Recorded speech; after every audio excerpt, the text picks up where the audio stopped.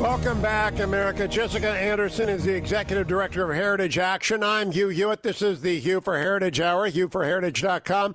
Jessica joins me by Skype. Good morning, Jessica. How are you? Good morning, Hugh. Thanks for having me. Tell me what Heritage Action is, or actually I know, but tell the audience what the difference is between the Heritage Foundation and Heritage Action.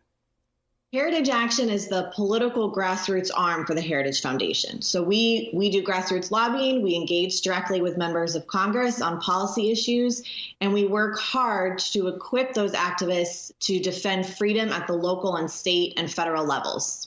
Now, Jessica, when I was your age, Heritage was just a think tank. It did not have Heritage Action. When did it come to be, and why did it come to be?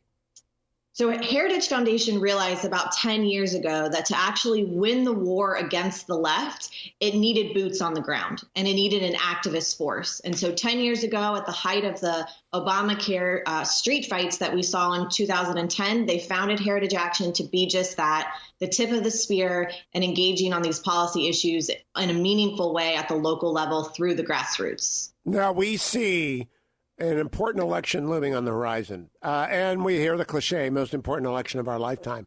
But the Democratic Party has gone so far to the left. I made this point on Meet the Press on Sunday. Joe Biden's sort of ghostly figure obscures how far to the left the Democratic Party has gone. And I don't want to presume on your agreement. Do you agree with me on that? Did you hear that, Jessica? I think the Democratic Party has gone further to the left than it's ever been. Agree or disagree? Oh, no doubt.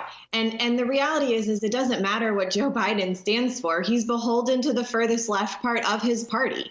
So he's not going to be this moderate, let's make deals across the aisle figure that some in the Democrat Party wish he were. He is beholden to the AOCs and the Nancy Pelosi's, and he will be an empty vessel for them. And that couldn't be more clear in the lead up to November. And so what would you tell your activists right now? And by the way, how do people get involved with Heritage Action?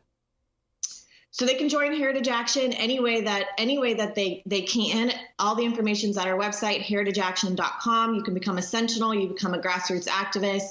But more than that, I think what the moment needs is we need conservatives at the local level emboldened to fight back. And that's really what our focus is on these days, Hugh. Obviously, public policy is raging in Washington, but where the fight is, it's at the street level. And so we've asked our activists, we've asked our sentinels to call their mayors, call their governors, and give a very specific message that focuses on three things: quell the violence, restore law and order, and support the police.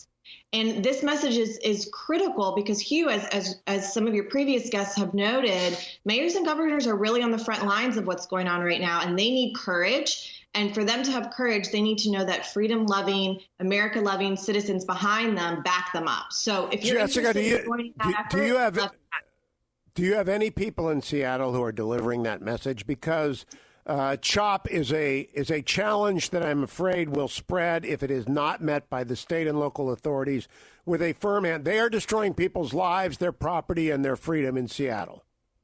We are working right now to have freedom-loving patriots basically move into that area and start asking the mayor of Seattle to do just that, to quell the violence in the streets.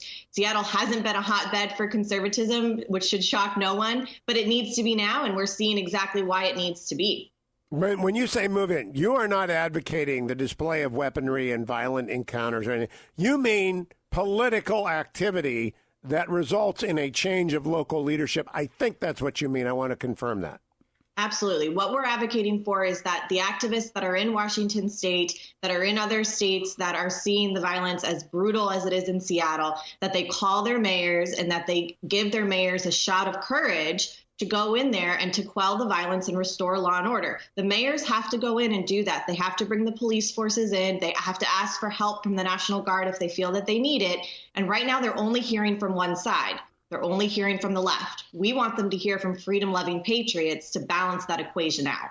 I also want to know if Heritage Action is leaning on school boards to reopen schools, because I believe there is a groundswell of disgust with school boards across the country which are keeping schools closed in the fall or limiting their access. We have a minute yet, Jessica. Have you guys begun to fight that yet?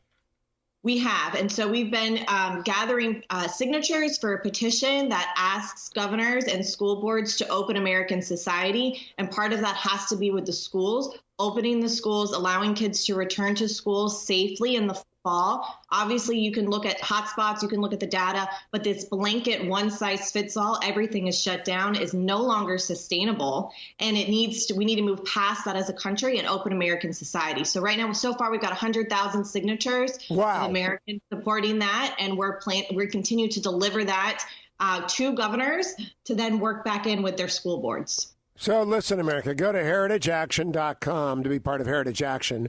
Go to heritage.com to find out all the policy. And go to hughforheritage.com to find out all the interviews and resources I've talked about today.